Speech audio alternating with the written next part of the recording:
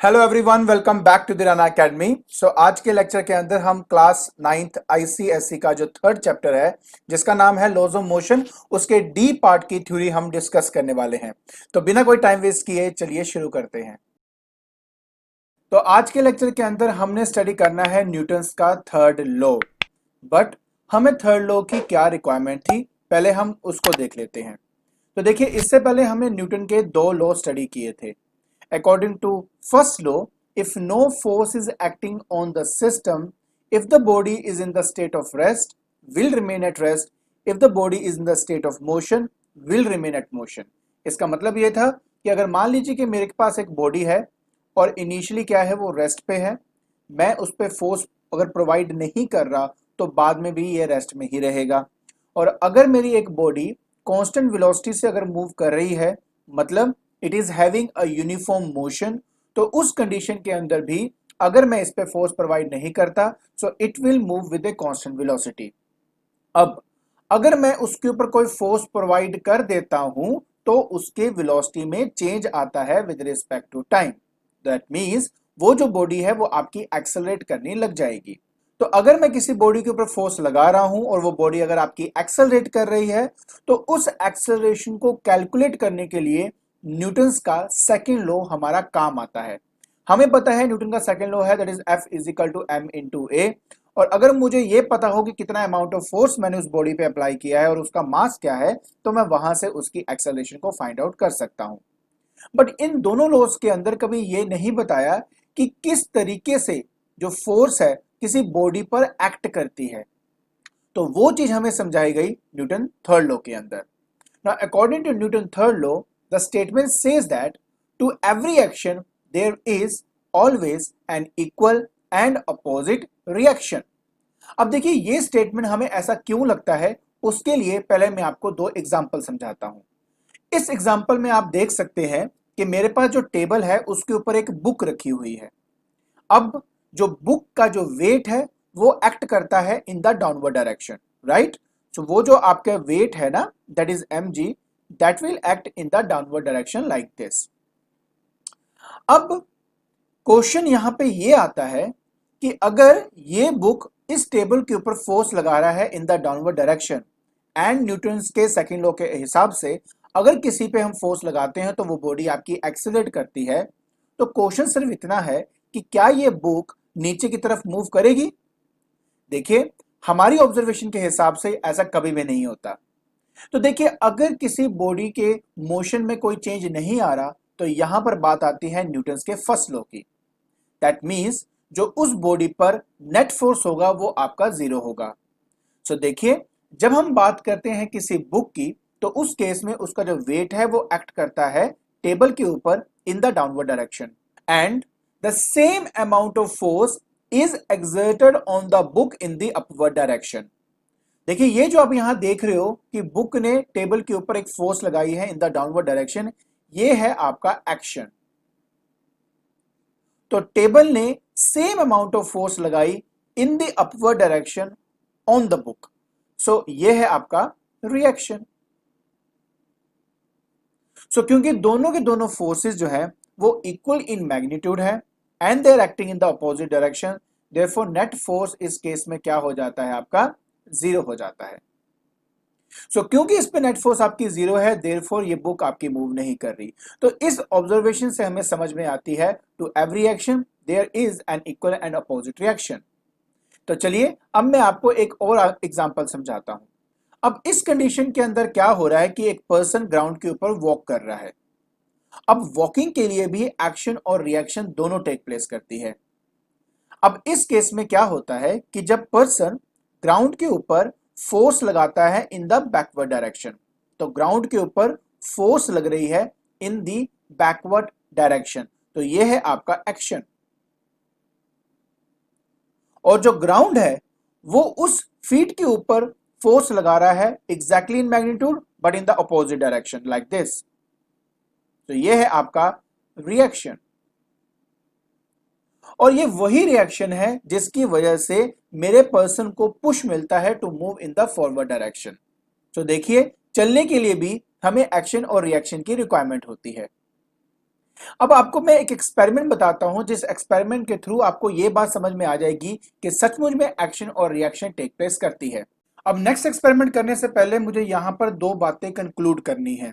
सबसे पहली बात, ये जो दो फोर्सेस आपकी एक्ट करती हैं जिसका नाम है एक्शन और रिएक्शन, मैग्नीट्यूड वाइज वो दोनों एक दूसरे के बिल्कुल बराबर होते हैं। मतलब ये कि सपोज कर लो कि ये मेरे पास एक बॉडी ए है, मेरे पास एक बॉडी बी है, ये एक दूसरे के कांटेक्ट में अगर आते हैं तो ये जो ए वाला है बी के ऊपर फोर्स लगाएगा, let it be force acting on B due to A, और जो बी है वो ए वाले पे फोर्स लगाएगा इन दिस डायरेक्शन, एंड हम उसको कहेंगे force acting on A due to B. ठीक है, अब समझने वाली इतनी बात है कि जो फोर्स है वो एक वेक्टर क्वांटिटी है, दोनों का मैग्नीट्यूड एग्जैक्टली सेम है, but they are acting in the opposite direction. इसी वजह से हम यहां पे ऐसे भी लिखते हैं कि एफ ए बी वेक्टर, जब एरो लगाते हैं इसका मतलब वो वेक्टर क्वांटिटी होती है, is equal to minus of F B A vector. तो देखिए ये जो दोनों है एक दूसरे के बराबर हैं, इसका मतलब है कि दोनों का मैग्नीट्यूड मतलब न्यूमेरिकल वैल्यू सेम है, बट यहाँ पे जो माइनस साइन है वो ये बताता है that they are acting in the opposite direction. तो ये एक सबसे इंपॉर्टेंट बात है। दूसरी सबसे इंपॉर्टेंट बात यहाँ पे ये है कि ये दोनों की दोनों एक ही टाइम पर तो एक्ट करती हैं, पर कभी भी एक ही बॉडी पर एक्ट नहीं करती। मतलब ये कि देखो सपोज कर लो आपके पास यहाँ पे एक टेबल है, ठीक है, ये टेबल था ना, याद है ना, मैं वहां पे एक बुक रखी हुई थी मैंने, तो उस बुक के केस में ये जो बुक है इस टेबल पे वेट लगा रहा था इस डायरेक्शन में, और ये जो टेबल है वो उस बुक के ऊपर फोर्स लगा रहा था इस डायरेक्शन में।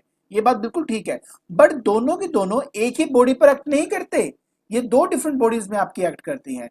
तो please always remember, action and reaction are equal in magnitude. Number two, they are acting in the opposite direction. And number three, they always act at two different bodies. कभी भी एक body पे वो आपका act नहीं करता। ठीक है, चलिए अब हम एक्सपेरिमेंट को समझ लेते हैं। इस एक्सपेरिमेंट में क्या आप देख रहे हो कि आपके पास दो स्प्रिंग बैलेंस है, इनको आपस में अटैच किया हुआ है। जो मेरा बी वाला स्प्रिंग है उसका जो रिंग है उसको मैंने उस हुक के साथ अटैच किया है, जो हुक आपका फिक्स्ड है वॉल के अंदर। सो दूसरे रिंग से मैं इस पूरे सिस्टम को खींचता हूं, दैट इज मैं उसको क्या कर रहा हूं, पुल कर रहा हूं। तो मान लेते हैं कि मैंने जो फोर्स इस पे अप्लाई करी है वो 4 kgf है।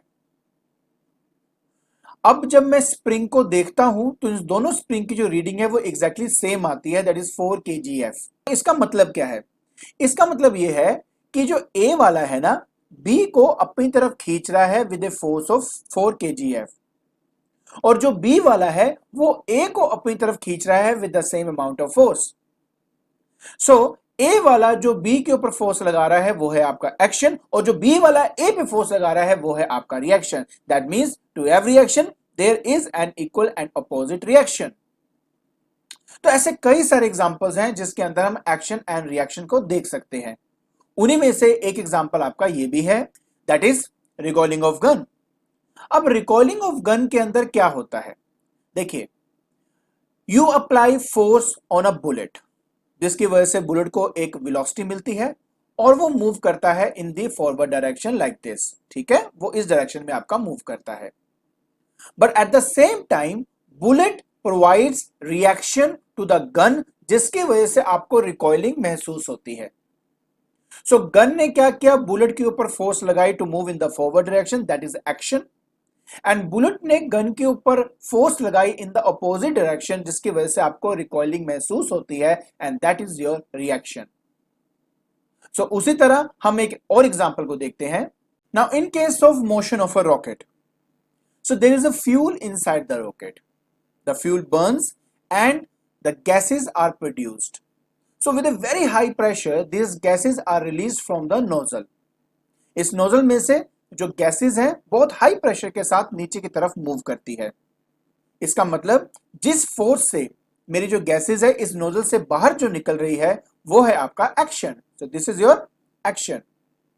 और एक सबसे बड़ी बात यहां पे ये आती है कि ये जो गैसेस है ना ये same amount of force exert करती है रॉकेट के ऊपर इन द अपोजिट डायरेक्शन, जिसकी वजह से रॉकेट आपका ऊपर की तरफ उड़ जाता है।